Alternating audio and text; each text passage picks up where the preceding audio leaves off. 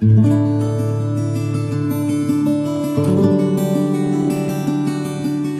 enlightened viewers, and welcome to Animal World or Co-Inhabitants. Have you ever wondered why a raccoon unexpectedly crosses your path? Or why a crow suddenly lands on your balcony? On today's program, we present the first in a two-part interview with American author, retired psychotherapist, spiritual teacher, and shaman, Dr. Stephen Farmer, who will discuss such questions and provide answers based on his years of experience with animals. Author of best-selling books Earth Magic and Sacred Ceremony, Dr. Farmer also hosts a weekly radio program called Earth Magic Radio. The term shamanism includes a wide range of practices used to communicate with the world beyond physical appearances. How did Dr. Farmer become interested in shamanism? I spent many years as a psychotherapist, and I would say an unusual psychotherapist, knowing quite a few of my colleagues, and that I really began to be curious about spirituality and how that fit into psychotherapy. And then about 20 years ago, I was introduced to shamanism. I had sampled different spiritual paths, different religions throughout my life, and always been curious about them in many ways, and really was trying to, like I think many people do, is like find the right path. And I did a 2-day course on core shamanism, and I went, this is home. You know, this is where I belong. And I do believe it's in my DNA, somehow at an ancestral connection.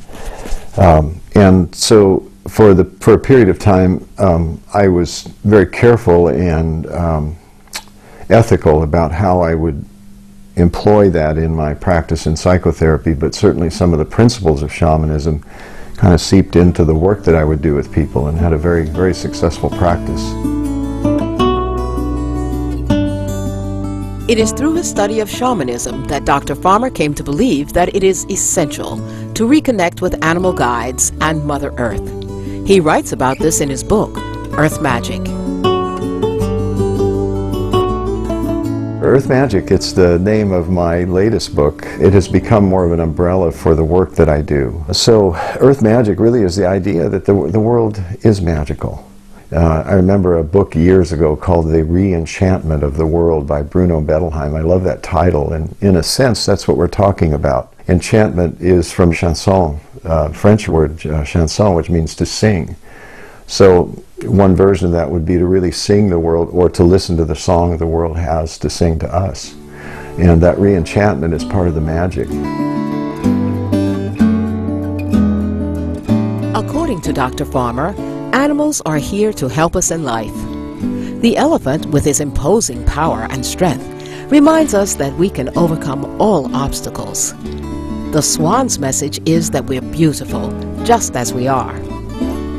If we think our life is too serious, we can call on the spirit of the dolphin to develop playfulness or better communication skills. And the hummingbird is here to cheer us up and bring us joy. I have a little hummingbird that comes into the backyard. I heard her name is Heather, so I call her Heather the hummingbird. And she comes and floats around one of the trees. It's just starting to blossom here in the late fall, early winter. And I swear, just the last couple of days, she'd be sitting on that branch, and I'd be just looking at her, we'd be in communion.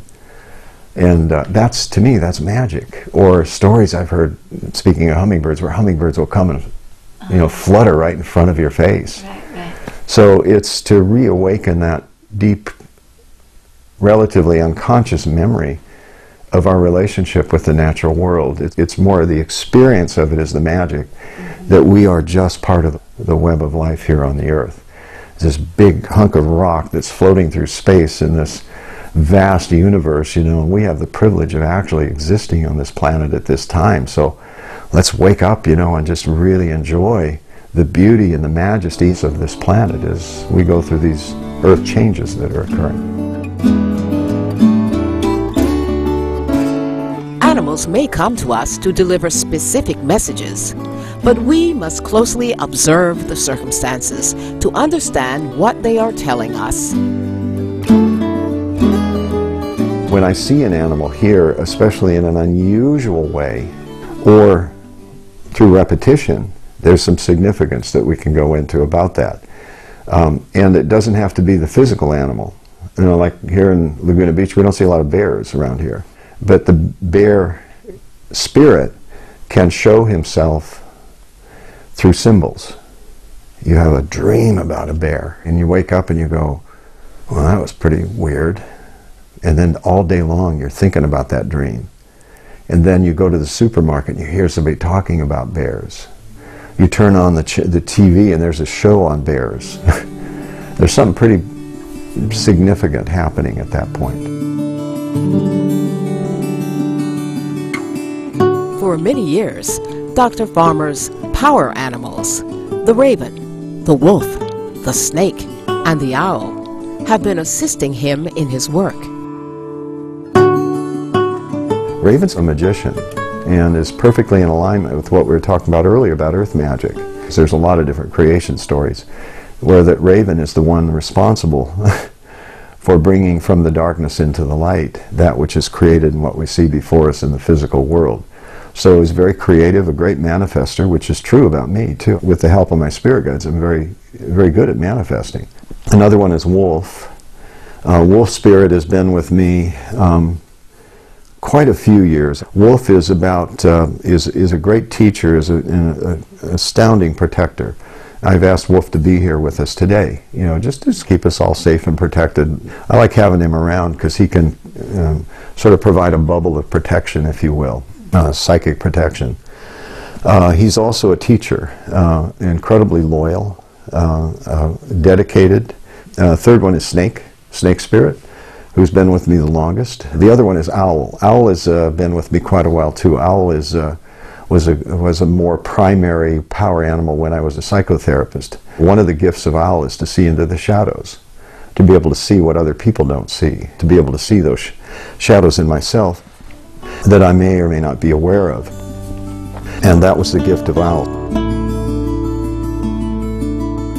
Turtle is yet another animal who has transformed Dr. Farmer's life.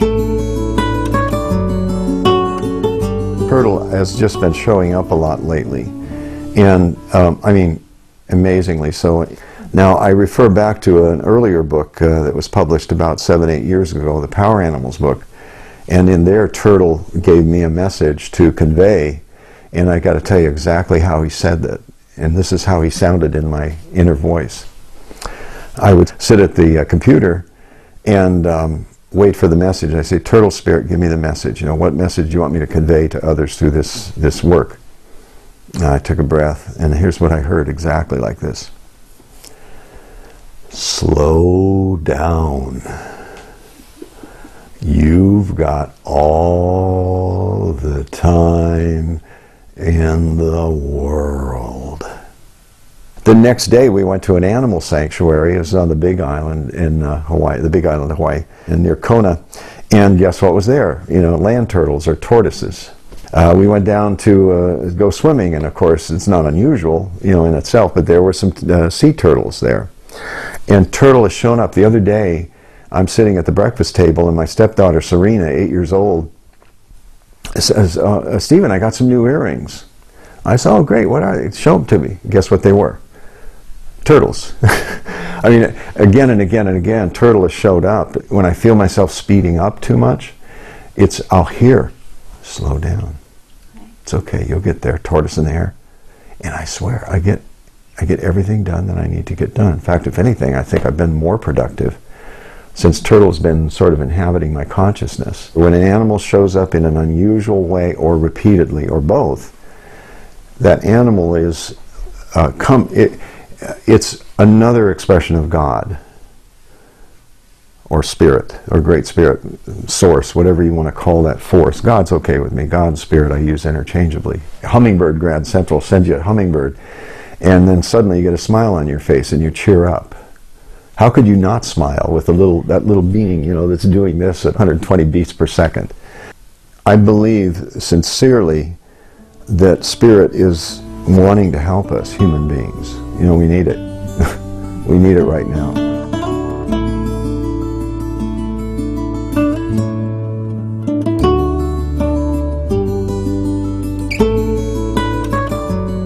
All also a talented musician. Dr. Farmer both composes and sings songs as another powerful way to convey his message of peace. He now performs one of his songs, Breathe Again, co-written by Martin Jordan.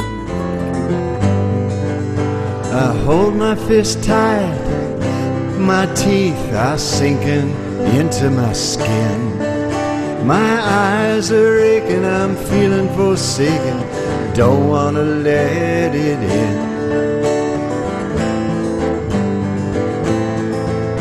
There's nowhere to run and nowhere to hide. You can always conquer, you can never divide. Every moment you're young, you can never grow old. Please take me back to the truth of my soul, so I can breathe again. I wanna breathe again.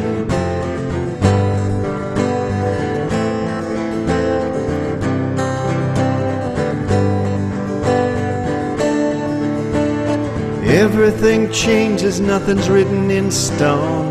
You never have to go it alone. I hold out my hands for all to see. I shout to the heavens, please set me free, so I can breathe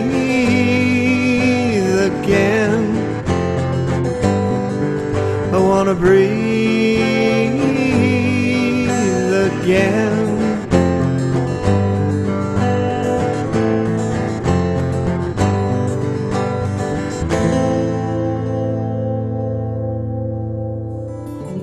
Does everyone on Earth have an animal spirit guide? What's the best way to become one with nature? To find out the answers to these and other questions, please join us again tomorrow on Animal World, Our Co-Inhabitants, for the concluding part of our fascinating interview with Dr. Stephen Farmer. For more information on Dr. Stephen Farmer, including how to listen to his radio show, please visit www.drstephenfarmer.com. Earth Magic and Dr. Farmer's other books and publications are available at the same website. Thank you for watching today's program. May we forever respect, protect, and love our animal friends. For more details, please see www.suprememastertv.com/AW.